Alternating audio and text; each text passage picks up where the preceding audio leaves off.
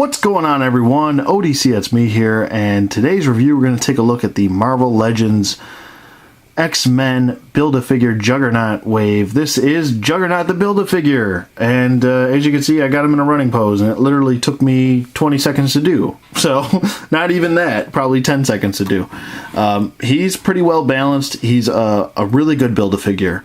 Let me just say that right off the bat. He is a good Build-A-Figure. I actually really liked the Rhino Build-A-Figure. He's a little bit larger than Rhino. A little bit wider than Rhino as well. He's got girth to him. He's not bigger than the Marvel Select. He isn't. But this is not, that does not take anything away from his figure. I think this is solid. I have a couple issues with this figure, and that's pretty much the belt that you just saw flopping around. I can't stand this belt flopping around. I wish it would just stick right there. I wish I could just leave it right there. I mean, I can't even glue this thing. You can't even really glue it, so you kind of have to have it flopping around like so.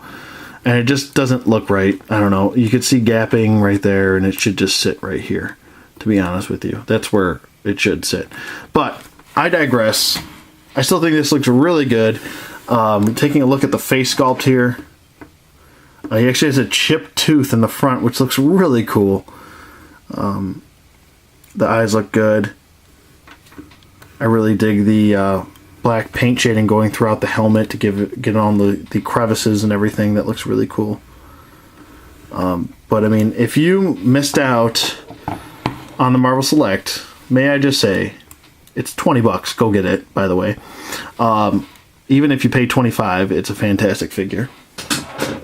But also, and we'll get into the comparison with those two, you don't have to spend over $100 to get a Juggernaut. You can go get the Marvel Select and it's 20 bucks. But if you really want the Marvel Legends version, you're still getting a really good figure. I like the vein detail going throughout his arms and on his hands and everything. I think that looks really good. I might have to back off my lighting a little bit here. Now you can see these straps right here are separate sculpted piece right here. So that's cool. Looks really good.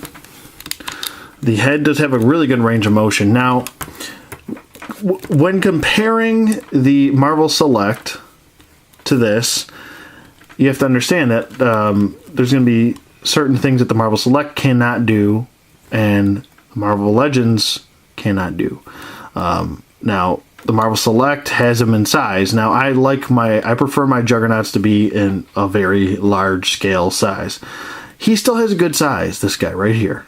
He still has a good size, but I really like the size of the Marvel Select, and the sculpting detail on the Select just looks better. The flesh tones look better on the Select, to be honest with you. I think the overall build is a little bit better, but this guy's still a good figure. Don't get me wrong. I'm trying to compare him to the Select, which is a fantastic figure. One of the best Select figures. One of the best figures made, to be honest with you. But this guy is still really good. I definitely kicks the shit out of the Toy Biz version. That thing looks like a freaking gorilla. I don't know what's going on with that figure. I don't know why people like that figure. It's not that great. But, I mean, you can pose this guy any way you need to. He's got really good range of motion. His head can swivel, full 360 rotation. It is on a hinge joint, so his head can look back, and it can look forward. And if you need him to look down, you kind of push it forward, tilt the head up, and then use the ab crunch to make him look down. So, it's not too bad. Nothing too bad there. The arms go up, down, full 360. He does have a bicep swivel. A single jointed elbow, which isn't the best range of motion, but you got to deal with the sculpting here, so it's still fine. He does have a swivel at the wrist and a hinge at the wrist. He does have an ab crunch, which goes forward nicely, back, pretty good. And the painted lines do continue, so that's really good. Let's see if they continue on the back. They do. That's good. A swivel at the waist. It does have T-jointed hips, which go out and forward, and they don't really go back due to the sculpt, but he does have an upper thigh swivel, a single bend at the knee, but it gives at least a 90-degree angle. It does have an ankle hinge. Let me just get the leg forward again. Ankle hinge, ankle pivot, and does he have a boot swivel? No, no boot swivel. So he's got pretty good range of motion, pretty good articulation overall, I think, to be honest with you. Now, comparing him to the Marvel Select, I'm going to have to pause this and we'll be right back.